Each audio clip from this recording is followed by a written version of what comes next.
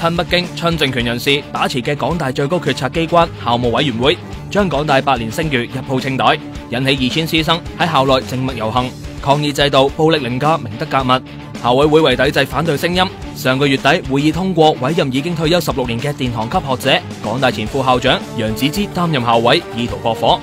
不過曾經同佢交手嘅前學生會幹事似乎對佢印象一般。我諗啊，楊教授係都傾向係同即係大學嘅一啲建制啊，或者保守啲嘅立場係相近嘅。84歲嘅楊子之係港大醫學院名譽教授，83年獲選港大醫學院首位女院長，2年之後成為首位女性副校長。佢嘅事業扶搖直上，更加出任公職，93至98年掌管教育統籌委員會。至99年退休之前，佢喺港大曾經做過處理校長、處理學生事務長，專責同學生打交道。我認識嘅楊子之呢，就佢從來都唔點表達佢立場嘅，但係佢亦都唔會話咧批評學生嘅，佢唔會公開批評，私底下都唔會嘅。咁但係佢係一個好實事求是嘅人，即係佢係即係可謂救火隊，即係成日都係會做一啲咧，就係話咧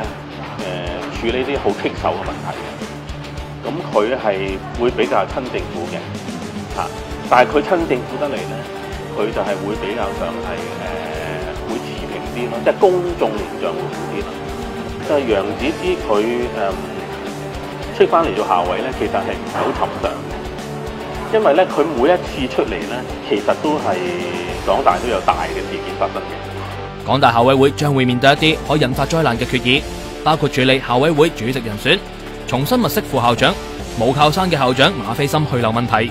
不過楊子之立場偏向保守，4年前港大發生818事件，佢曾經聯署指警方入校執法行動不可接受，但就認為邀請時任中國副總理李克強出席港大8周年慶典係恰當。而喺舊年10月，楊子之聯同盧寵茂等500幾人聯署登報反佔中，以癌症比喻佔領。究竟楊子之會救火定係火上加油，就要耐心觀察啦。